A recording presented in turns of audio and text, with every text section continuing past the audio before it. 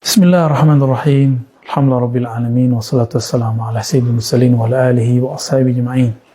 Amma ba'du, sahabat yang dimuliakan Allah. Suatu kali Nabi SAW bersabda, "Man ra'ani fil manam faqad ra'ani." Siapa yang bermimpi bertemu aku dalam tidurnya, dia benar-benar melihatku. Dalam riwayat yang kedua, faqad ra'al haq. Dia melihat al-haq. Al-haq berarti real. Dalam riwayat yang ketiga, fasayarani yaqzatan. Orang yang bermimpi ketemu aku, dia akan melihatku dalam keadaan jaga. Dan yang keempat, faka'annama ra'ani. Seakan-akan dia betul-betul melihatku. Semua riwayat ini sahih, ada di Bukhari, ada di Muslim, ada di Tirmizi dan riwayat imam-imam yang lain. Saling menguatkan, saling menjelaskan. Apakah ini kemudian berlaku sampai zaman ini? Sampai zaman tabi'in?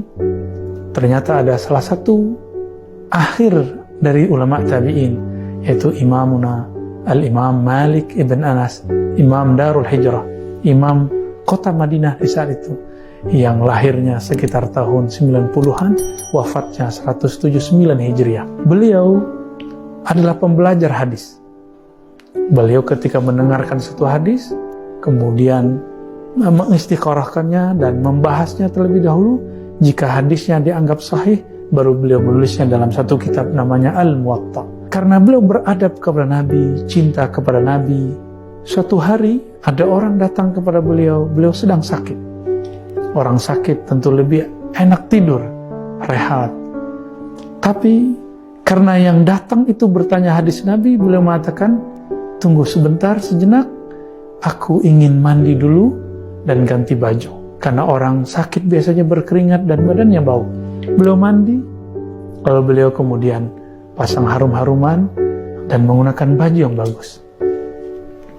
Setelah itu beliau kemudian membacakan hadis-hadis yang diinginkan orang itu.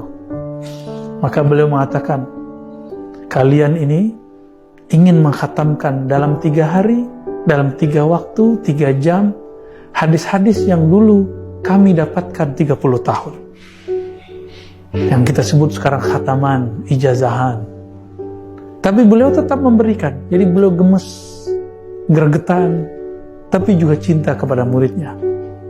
Lalu itu pun beliau ijazahkan, beliau bacakan, beliau sampaikan kepada murid-muridnya. Karena adab ini dijaga, dan kemudian apa beliau mengajar di Masjid Nabawi, ya Imam Malik tidak pernah punggungnya membelakangi kuburan Nabi SAW. Beliau selalu menjadikan Nabi di bagian kanannya. Karena bagi beliau itulah adab kepada Nabi. Nabi hidup, Nabi meninggal, bagi Imam Malik sama. Apakah Imam Malik orang yang suka khurafat? Apakah Imam Malik seorang kuburiyun? Jika kuburiyun itu artinya yang menghormati, mencintai yang di dalam kubur bernama Sayyidina Muhammad, maka beliaulah Sayyidul Kuburiyin. Beliau adalah pemimpin kuburiyun.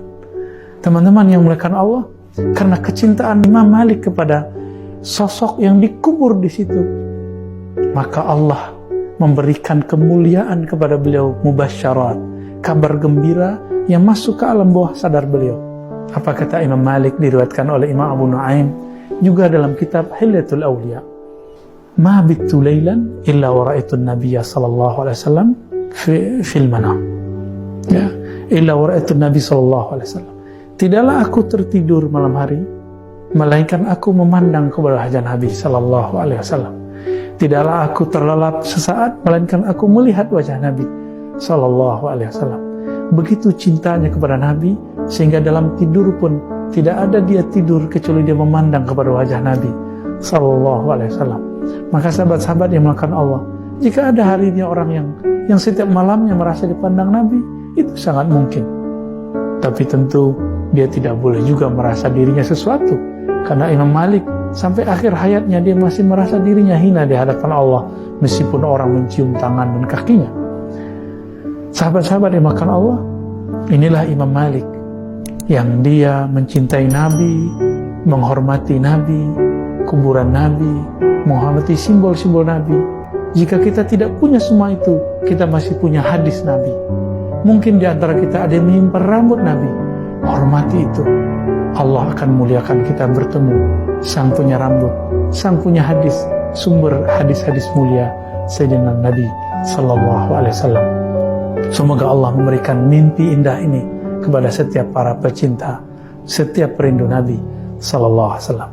Assalamualaikum warahmatullahi wabarakatuh.